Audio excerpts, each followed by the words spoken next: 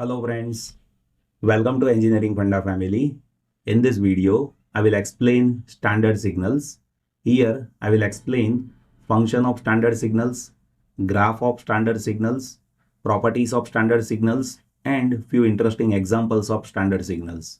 In this video, I will cover standard signals such as unit impulse signal, unit step signal, unit ramp signal, unit parabolic signal, signum function, rectangular pulse, Sinc function, and sampling function.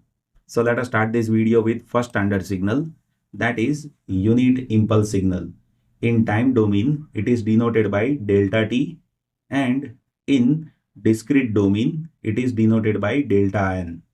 If you observe the function, then delta t, that will be 1 at t is equals to 0, and delta t, that will be 0 as if t is not equals to 0. If you observe that graphically, then you can observe here we have impulse at t is equals to 0, and as if t is not 0, then value is 0 over here, right? In discrete domain, we represent that as per delta n, and that will be 1 at n is equals to 0, and that will be 0 at n is not equals to 0. You can observe on horizontal axis, we have discrete value n, that is integer number, and at n is equals to 0, we have impulse over here, that is having value 1, right? And in Laplace domain, one should know impulse signal, that is 1. So in Laplace domain, its value is 1, right? Now I will discuss about properties of unit impulse signal. So first property, that is based on integration of impulse signal. If you integrate impulse signal with the range from minus infinite to plus infinite, then that integration is 1, right? That one should know this property that we will be using in examples. See, second property, that is based on shifting of this impulse. Delta of n minus k, that will be 1 at n is equals to k. Like if you have delta of n minus 2, then at n is equals to 2, there will be impulse. So delta n minus k, that will be 1 at n is equals to k. If you want impulse signal in form of unit step signal, then that is u of n minus u of n minus 1. Let me explain how it is happening. If you observe here, we have u of n, where u of n, that is having value 1 at 0, 1, 2, 3, 4, 5. And with u of n minus 1, we have value 1 at 1, 2, 3, 4, 5. If you subtract this 2, then we will be having only impulse at n is equals to 0, that is delta n, right? If you observe next property, that is based on multiplication of function with impulse. If you multiply function with delta t, then you will be getting value of function at t is equals to 0. For example, if you have function over here, that is continuous time function, and with that function, if you multiply delta t, then at t is equals to 0, whatever value of function is there, that will be the resultant output, right? And if you multiply function with delta t minus t naught, then you will be getting value of function at t naught. See, delta t minus t naught, that will be impulse at t naught, right? So if you multiply impulse at t naught with function, then you will be getting value of function at t naught, right? Now next property, that is based on scaling of impulse. See, delta kt, that will be 1 by mod of k into delta t. So as and when you scale impulse, at that time value of that impulse will be 1 by k into delta t. That you need to remember, right? This is also we will be using in future coming videos for problem solving. And last property, that is based on folding of impulse. See, delta of minus t, that is a folded version of delta t. So both are equal. What it means? It means unit impulse signal, that is even function. So these are the properties which is there with impulse signal. Now I'll discuss about unit step signal. In time domain, it is u of t, and in discrete domain, it is u of n. If you observe the function, then u of t that is 1 for t greater than or equal to 0 and u of t that is 0 for t less than 0. That is how function is there. Graphically, you can observe for t greater than or equal to 0, we have unit magnitude, right? And for t less than 0, we have 0 value with unit step signal. Unit step signal means here we have value 1 for t greater than or equal to 0. So for this step, we have value 1, right? If you observe that in discrete domain, then in discrete domain, here we have u of n that is 1 for n greater than or equal to 0. You can observe here on horizontal axis we have n. So at n is equals to 0 we have one impulse. At n is equals to 1 we have second impulse. Likewise for n greater than or equal to 0 we have impulse with magnitude 1, and for n less than 0 we have 0 value. So that is how unit step signal that is graphically represented over here. And one should know in Laplace domain, unit step signal u of t in Laplace domain it will be 1 by s. Now I will discuss about properties of unit step signal. So if you observe the first property, so that is based on u of t to the power n that is equals to u of t. Why? The reason is if you do 1 to the power anything, so that will be 1 only. So here you can observe we have magnitude 1, right? So this 1 to the power n that will be 1 only, means that will be u of t only, right? Next property is based on u of t minus t naught to the power n. So that is also u of t minus t naught. Why? The reason is 1 to the power anything that is resulting into 1 only, right? And one more property is there that is based on scaling of u of t. That is quite interesting and useful.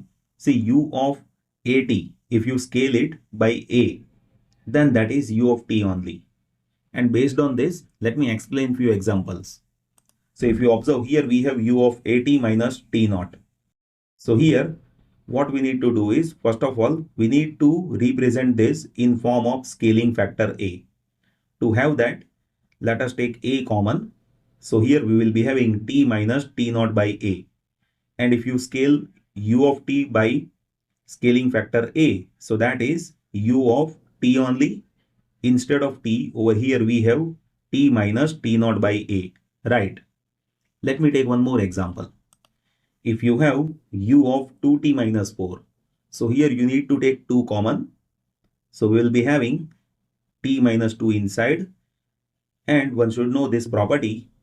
Based on this, you can say this is u of t minus 2 only, right?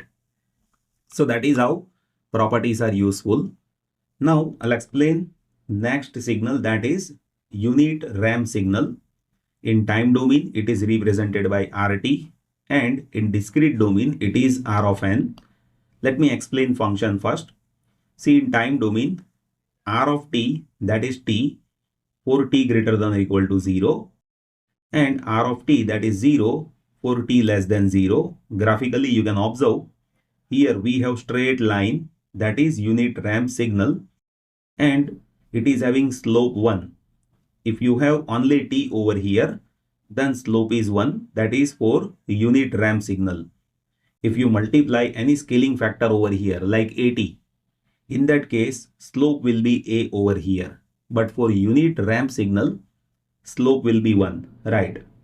If you observe that in discrete domain, then R of n, that is n for n is greater than or equal to 0, and R of n, that is 0 for n is less than 0. You can observe that graphically. At n is equals to 1, magnitude is 1.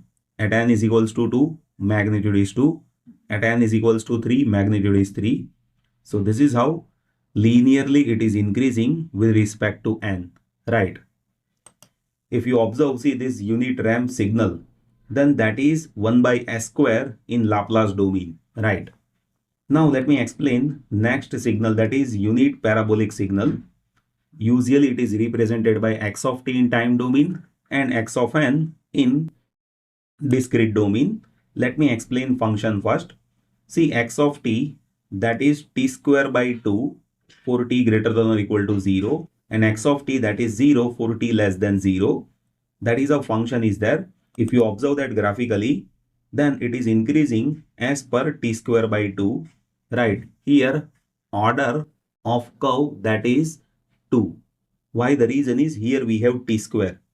And for unit parabolic signal, always remember it is t square by 2, it is not t square. So for unit parabolic signal, here we have t square by 2, and if you calculate area with respect to t, then that is always unit, means it is always 1, right? Now I'll explain you this signal with respect to discrete domain. So in discrete domain, x of n is n square by 2 for n greater than or equal to 0, and x of n, that is 0 for n less than 0. If you observe that graphically, then at n is equals to 0, it is 0.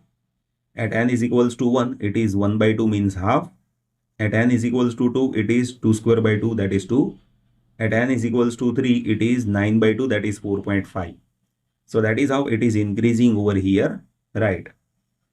Now I'll explain you relationship in between these 4 different signals. Like you can observe, here we have impulse, step, ramp and parabolic signal. I have written that in sequence. The reason is, based on sequence, there is a relation in between these signals. Like if you go in this direction and if you integrate the signal, then integration of delta t, that is unit step signal. Integration of unit step signal, that is unit ramp signal, and integration of unit ramp signal, that is unit parabolic signal. And if you go in this direction, then you will have to differentiate. So differentiation of parabolic signal, that is ramp, differentiation of ramp is step, and differentiation of step, that is impulse signal, right? So that is how relations are there in between these 4 signals. Now I'll explain you next essential signal, that is signum function. In time domain, we represent that as per s of gn of t, and in discrete domain it is s of gn of n. Let me explain the function first. See, signum function, that will be 1 for t greater than 0, that will be 0 for t equals to 0, and that will be -1 for t less than 0. Let me explain that graphically first. If you observe here, we have value 1 for t greater than 0, at t is equals to 0, it is 0, and for t less than 0, it is -1, right? And if you observe that in discrete domain, then in discrete domain, here you can observe we have signal function value, that is 1 for n greater than 0, it is 0 for n is equals to 0, and it is -1 for n less than 0. If you observe that graphically, then for n greater than 0, it is +1. For n less than 0, it is -1. And for n is equals to 0, it is 0. If you observe the relationship of signum function with unit step signal, then that will be s of gn of t, that will be twice time of ut minus 1. Let me explain how it is happening. See, twice time of ut, that will be 2 into 1 for t greater than or equal to 0, right? Over here. And if you do -1 with that, then entire graph, that is getting shifted by -1. So resultant will be -1 for t less than 0, and it will be +1 for t greater than 0, right? So signum function, that is 2ut minus 1. This is what you need to know, right? Sometimes there can be 1 mark question in competitive examination based on relations. Now I'll discuss about rectangular pulse. See, rectangular pulse, that is very essential in control systems as well as signal and system. And based on rectangular pulse itself, there can be so many questions. I will explain questions as well. But first of all, let me explain how function is there.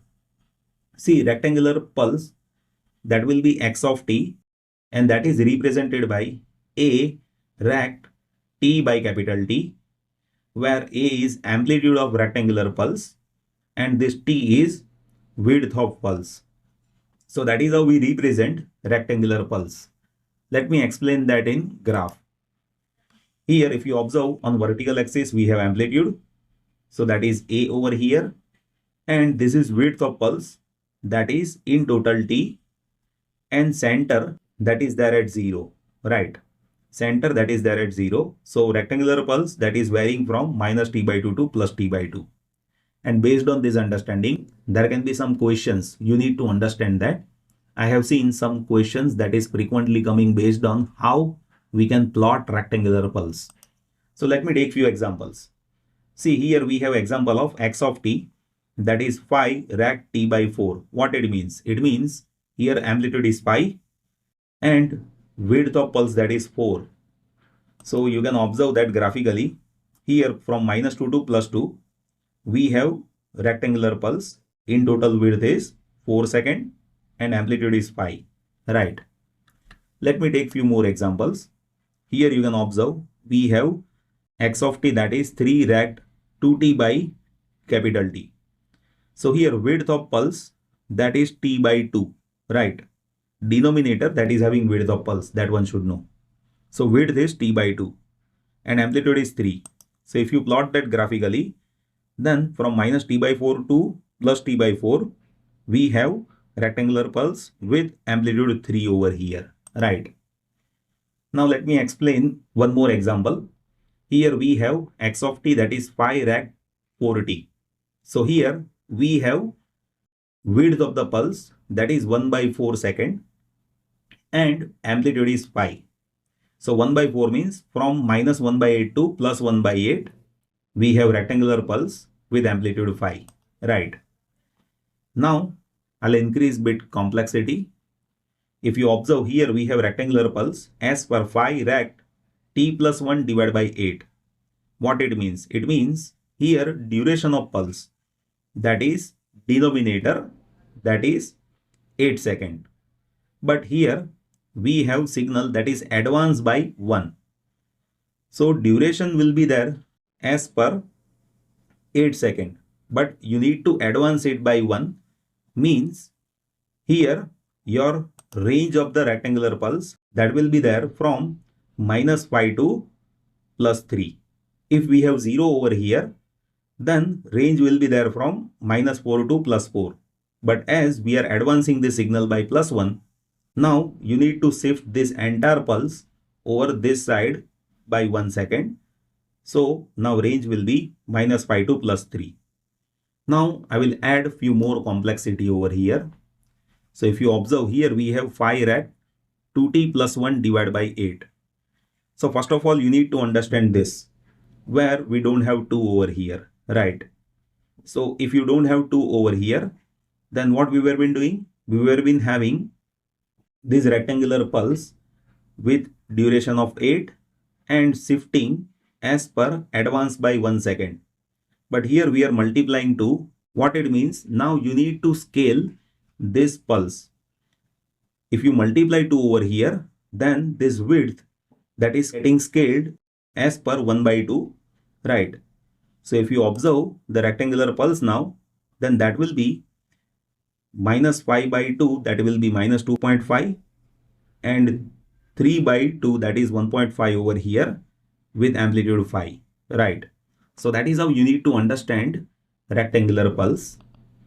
Now I will discuss about Sinc function and sampling function. Here I will compare both of these signals. That will give you more clarity. So here I will compare that based on parameters. See, first of all, you should know how to have a notation. See, Sinc function that we write as per Sinc x, and sampling function that we write as per SA of x. And here only one difference that is there in between Sinc and sampling. See, Sinc function that is normalized function and sampling function that is not normalized function. And that normalization that you need to understand with respect to time axis. Let me explain that graphically over here. See, here function is Sinc x is equals to sin pi x by pi x, and sampling of x that is sin x by x. And if you observe that graphically, then it will be appearing like this, where you can observe on time axis, if you normalize this function of sin pi x by pi x, then Here we will be having zeros at -4, -3, -2, -1, 1, 2, 3, 4. But here with sampling, we don't normalize it. So you can observe here we have zeros at -3 pi, -2 pi, -pi, 2 pi, 3 pi, and so on. Right. So shape-wise, both of these functions are same. Only difference is sinc function, that is normalized one, that is sin pi x by pi x, and sampling function, that is sin x by x. And one should know sinc and sampling, both functions, that is having highest value 1 at x is equals to 0, you can observe. Right. So that is how different functions are there with signals, and all these signals that we will be using it in this entire subject. So one should know all these signals. That is very essential. You need to understand properties. Sometimes small properties that we use it to solve some big questions. So I want you to note down all these properties and at least go through this video twice. The reason is this video is very essential for this entire subject. Thank you so much for watching this video.